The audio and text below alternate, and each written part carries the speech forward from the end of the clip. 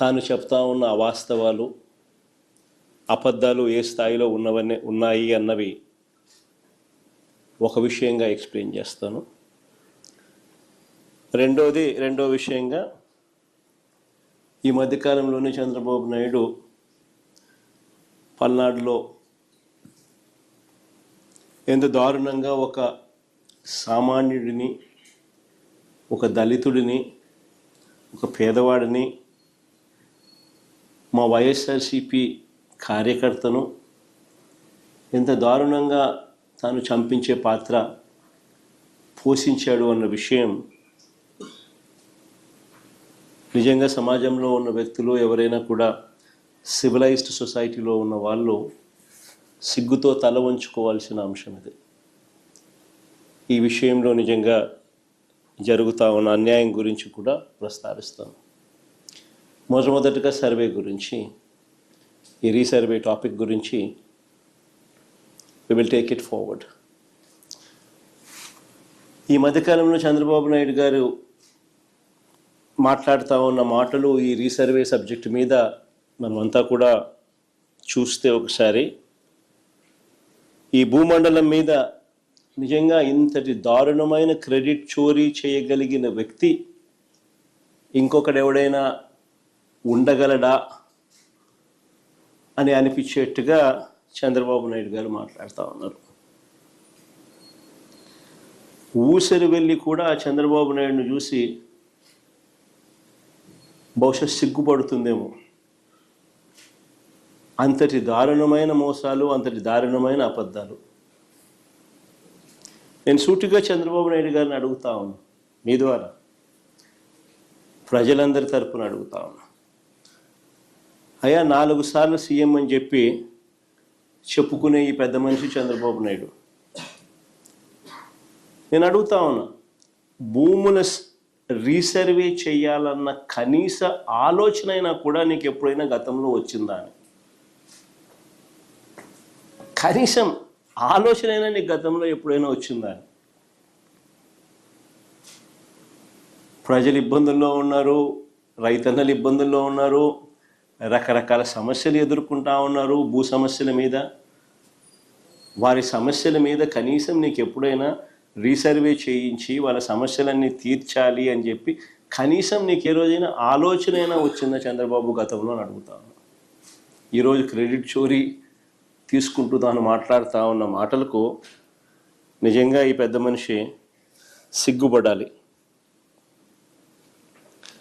అసలు భూముల రీసర్వేకి మూలం ఎక్కడి నుంచి వచ్చిందో తెలుసా? ఇది మూలం ఎక్కడి నుంచి పుట్టుకొచ్చింది అంటే 2019 కన్నా ముందు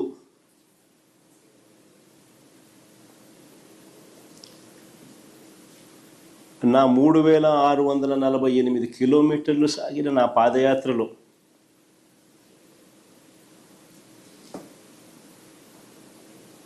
మార్గ మధ్యంలో రైతన్నలు పడతా ఉన్న అవస్థలు, ఇబ్బందులు చూసిన తర్వాత భూములకు సంబంధించి వాళ్ళ లేవనెత్తిన సమస్యల పరిష్కారం నుంచి, ఆ ఆలోచనల నుంచి, వీటికి పరిష్కారం చూపాలన్న తాపత్రయం నుంచి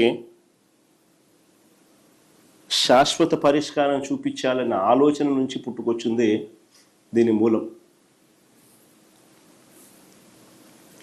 అసలు ఆ రోజుల్లో చంద్రబాబు నాయుడు గారు ముఖ్యమంత్రిగా ఉన్నారు, నా పాదయాత్ర జరుగుతూ ఉంది.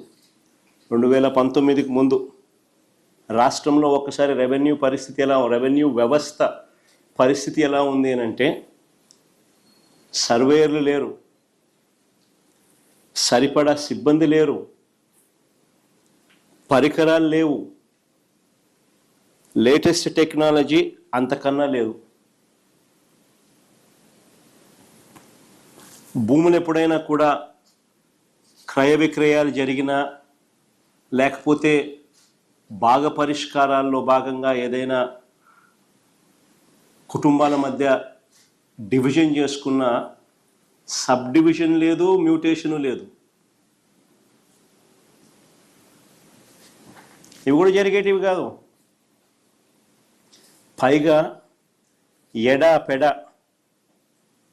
లెఫ్ట్ రైట్ సెంటర్, ఈయనకు ఎప్పుడు మూడు వస్తే అప్పుడు, ఎప్పుడు బుద్ధి పుడితే అప్పుడు, ఎవరైనా నచ్చకపోతే అప్పుడు. 22A అంటే ప్రోహిబిటెడ్ ల్యాండ్ సేల్. 22Aలో భూములు పెట్టడం, ప్రోహిబిటింగ్ ఎనీ ల్యాండ్ సేల్. వీళ్ళకి ఇష్టం రైతులను, ప్రజలను ఇబ్బందులు పెడుతూ అవస్థలకు గురి చేస్తున్న పరిస్థితి. ఇలాంటి 1,00,000 సమస్యలకు పరిష్కారంగా సమగ్రమైన భూ సర్వే అండ్ సమగ్రమైన ల్యాండ్ రిఫార్మ్స్.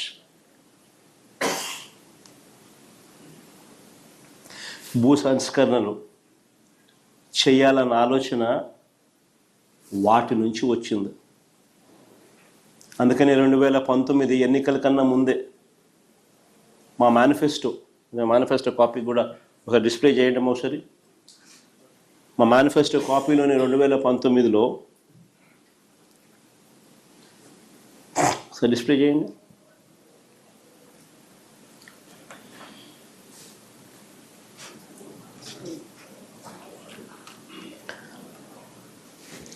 చూడండి ఒకసారి.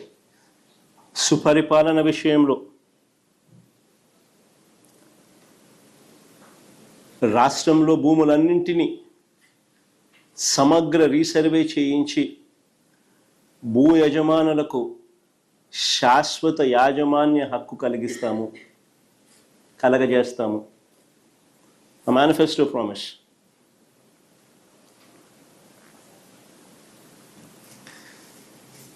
అక్కడి నుంచి పుట్టుకొచ్చింది.